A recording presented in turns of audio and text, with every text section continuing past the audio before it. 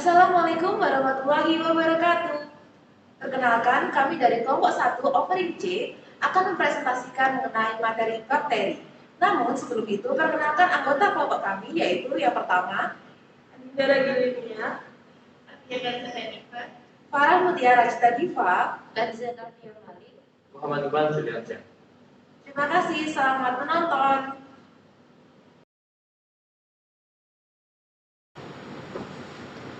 bakteri adalah organisme uniseluler dan prokariot serta umumnya tidak memiliki klorofil dan berukuran danik atau mikroskopis. Struktur bakteri terbagi menjadi dua, yaitu yang pertama struktur dasar. Struktur dasar dimiliki oleh hampir semua jenis bakteri, meliputi dinding sel, member plasma, sitoplasma, ribosom, DNA, dan granula penyimpanan. Struktur yang kedua yaitu struktur tambahan, dimiliki oleh jenis bakteri tertentu, meliputi kapsul, flagellum, pilus, Pemphilia, klorosom, vakuolagas, dan endospora.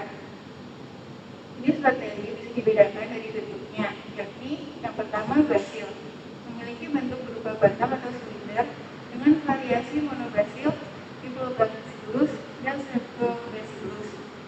Meski begitu, ada juga yang berbentuk agak bundar sehingga disebut coccobacillus. Yang kedua, tophus. Bakteri ini umumnya berbentuk bulat seperti bola. Yang ketiga, spiral. Bakteri yang berbentuk lengkung dan nampak seperti spiral. Variasi bentuknya ada vibrio, spiral, dan spiripod. Pewarnaan gram. Pewarnaan gram atau metode gram adalah suatu metode empiris untuk membedakan spesies bakteri. Spesies bakteri terbagi menjadi dua, kelompok besar yaitu gram positif dan gram negatif. Berdasarkan sifat kimia dan fisik dinding sel mereka, tujuan pewarnaan gram yang pertama untuk memahami cara identifikasi bakteri secara gram, dan yang kedua untuk membagi bakteri menjadi bakteri gram negatif dan bakteri gram positif. Berikut ini adalah bentuk bakteri Clostridium tetani.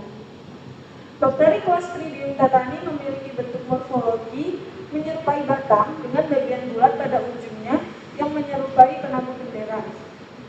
Penyakit yang dapat disebabkan oleh Clostridium tetani ini adalah penyakit tetanus.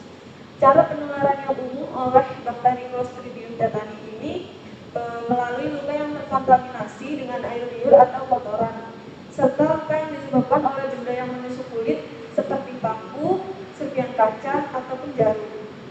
Gejala khas yang muncul akibat penyakit tetanus ini adalah tegang dan kaku pada otot rahang. Keluhan ini akan muncul dalam 2-21 hari setelah bakteri masuk ke dalam tubuh. Gejala lain yang timbul adalah tegang pada otot sekitar bibir, kaku pada otot leher, otot perut, kesulitan menelan, serta kesulitan bernapas. Selanjutnya, saya akan menjelaskan mengenai bakteri Staphylococcus aureus. Bakteri Staphylococcus aureus merupakan bakteri gram positif yang banyak ditemukan di permukaan kulit manusia ataupun di dalam organ pernafasan. Dan di lingkungan, bakteri ini banyak ditemukan di air, tanah, maupun udara. Bakteri ini berbentuk bulat atau coccus dan juga akan nampak seperti untaian anggur apabila dilihat melalui mikroskop. Bakteri ini memiliki diameter sekitar 0,7 hingga 1,2 mikrometer dan berbentuk koloni-koloni yang lebih dari satu bakteri. Bakteri Staphylococcus aureus dapat menimbulkan berbagai penyakit apabila menginfeksi manusia, yaitu yang pertama, infeksi kulit. Infeksi kulit ini dapat berubah disnul, impetigo, maupun selitis. Gejala yang timbul biasanya pada bagian yang terinfeksi akan kemerahan dan juga membengkak. Dan pada bagian yang membengkak ini akan muncul nanah.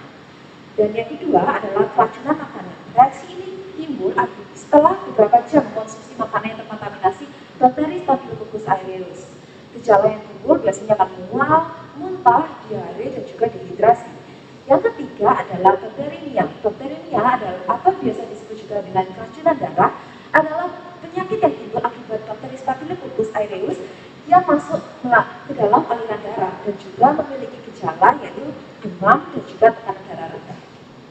Yang keempat yaitu septic arthritis. Septic arthritis merupakan penyakit yang timbul akibat bakteri Staphylococcus aureus yang masuk ke dalam tubuh dan juga menyerang bagian-bagian persendian seperti lutut, siku, dan juga pergelangan kaki. Gejala yang timbul biasanya adalah pembengkakan pada otot dan juga nyeri serius pada bagian yang terinfeksi Selain itu, penyakit ini juga biasanya disertai dengan demam. Yang terakhir adalah endokarditis atau infeksi pada selaput endokardium. Penyakit ini adalah penyakit yang timbul akibat bakteri Staphylococcus aureus yang masuk ke dalam jantung.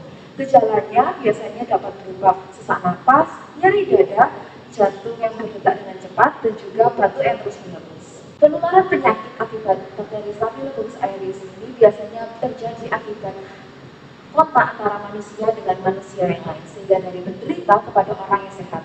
Juga dapat berasal dari benda yang terkontaminasi kepada manusia yang sehat.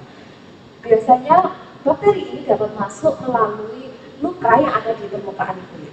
Dan cara pengobatan dari berbagai penyakit yang ditimbulkan oleh bakteri Staphylococcus aureus ini biasanya dengan penggunaan antibiotik, dan mungkin dosisnya itu disesuaikan dengan keparahan dari penyakit yang ditimbulkan.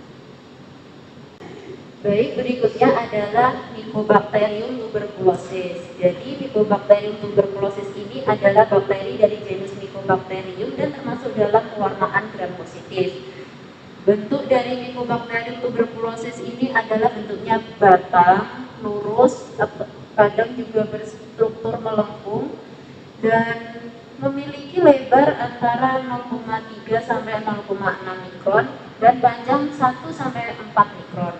Kemudian Mycobacterium tuberculosis ini memiliki dinding sel yang sangat kompleks dan terdiri dari lemak hingga 60%. Jadi karena memiliki dinding yang kompleks ini, Mycobacterium tuberculosa ini tahan terhadap asam dan bertahan pada suhu 27 sampai 40 derajat Celcius. Bakteri Mycobacterium tuberculosis ini adalah penyebab penyakit tuberkulosis. Lalu penularan dari tuberkulosis itu sendiri umumnya terjadi melalui udara. Jadi ketika penderita tuberkulosis itu aktif memercikkan lendir atau dahak saat batuk atau bersin, bakteri itu akan keluar dari tubuhnya melalui lendir tersebut dan terbawa ke udara, dan akan selanjutnya bakteri itu akan masuk ke orang lain melalui udara yang orang itu hirup. Kemudian tuberkulosis ini menimbulkan gejala seperti batuk lebih dari 3 minggu dan dapat disertai dengan dahak atau udara.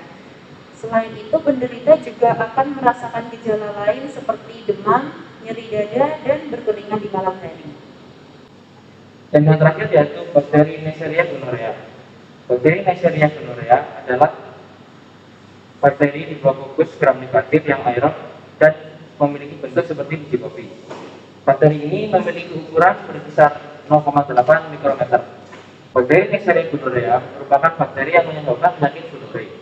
Gonorrhea sendiri atau yang disebut juga dengan kencing nanah merupakan suatu penyakit menular seksual yang seringkali menyerang membran mukosa uretra pada pria dan endocervix pada wanita.